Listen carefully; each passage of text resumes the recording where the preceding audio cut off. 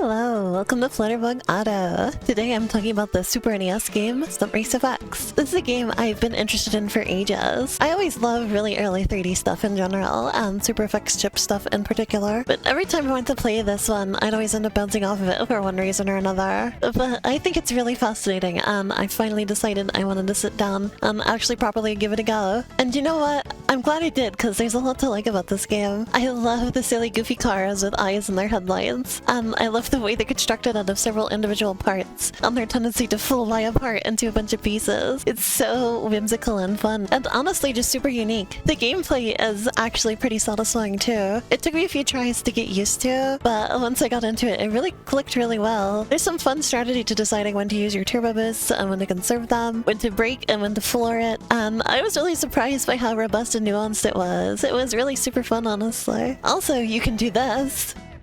I never quite figured out what it was for, but you can do it, and that's what's important. The game is pretty short on the easy side. I knocked it out in a single evening, but it was a lot of fun, and the tracks had a lot of great variety. It's a good handful of locations, and all of them are very distinct and fun. I found that the best car to go with was the F-Type, just because it's the fastest. It does have the downside of taking damage easily, but if you get good enough at the handling, and getting the hang of grabbing the repair power-up, that is more than made up for by its sheer speed. It's also a bit hindered by sucking in off-road sections, but again, once you learn the feel of everything and get used to handling the boost mechanic, it's definitely still made up for by the speed, and I was able to coast through the whole game with this car. The truck is unfortunately basically worthless for the speed tracks, aka racing mode. I tried it a few times, and it's just simply too slow to work out well, but it is actually good for the stunt tracks mode, which I'll go into later. I do think it's kind of neat that the different cars have different use purposes though. The game did push back a bit at times, but it just took a few attempts to really learn the tracks and get it all down. I think it was just enough challenge to keep it engaging without being super hard overall. I liked it. I thought it was a good balance. There was one exception though, which was on the last track of the game. There's this part where there's abruptly a section missing out of the track, and it comes right after a hill. So there's absolutely no way you're going to see that coming the first time. And unless you were lucky and already happen to be on the opposite side of it, you're gonna end up like me and go straight in, and I was so mad. Like, okay, there's this tiny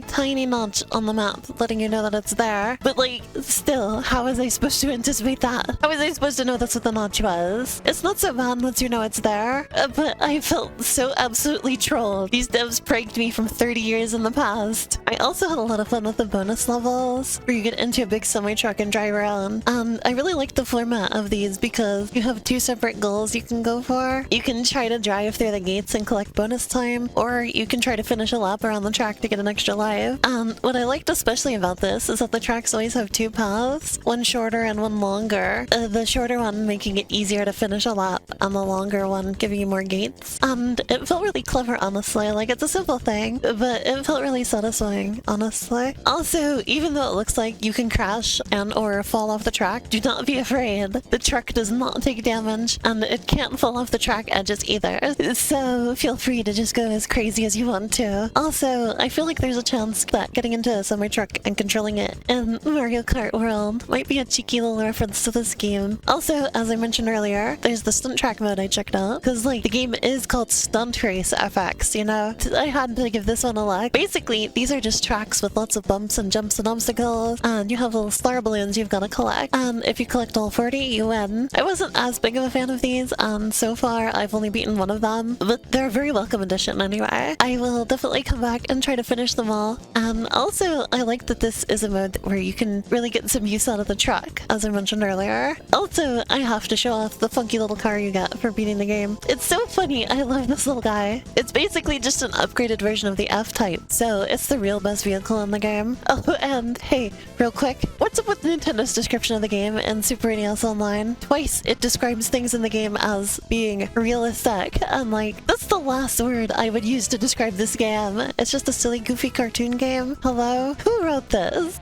But anyway, yeah, I think this is a really charming and fun little racing game, which is all I would have had to say about the game, but we also have to talk about the elephant in the room, or should I say the frame rate in the room. It's not good. The SNES Star Fox games get a bad rap for their frame rates as well, but honestly those ones, especially Star Fox 2, have a better frame rate than this. Like, I like Star Fox 2 quite a bit actually. I think that one's the best Super FX 3D game on the Super NES, so it's a shame it was unreleased until 2017. And also, like, both Star Fox games are high resolution too. Part of the reason for that is to make room for split screen, but like, it's a shame, isn't it? It's hard to appreciate the art on display here with such tiny resolution and such poor frame rate.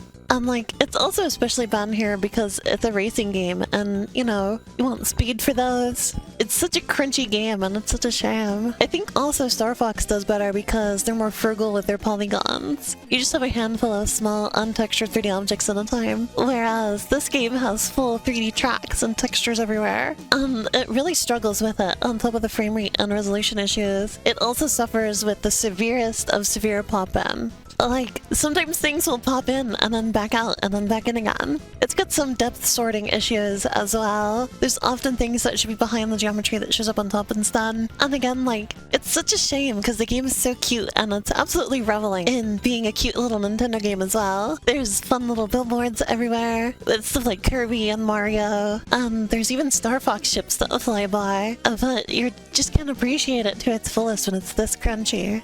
And it's also sad because it is such a Nintendo game, but it's ended up not really having a legacy at all. Like, very occasionally you'll see some reference to it pop up, but it's certainly not a beloved classic or anything, unfortunately. I think this game could have really shined if it was on the Nintendo 64, or even like the Game Boy Advance. The GBA has Hot Wheels Stunt Track Challenge, which is in a remarkably similar art style, but pulled off miles better. That one's honestly one of the best racing games on the GBA. I just love this game's art style and charm and everything, and I wish it had had its chance to shine.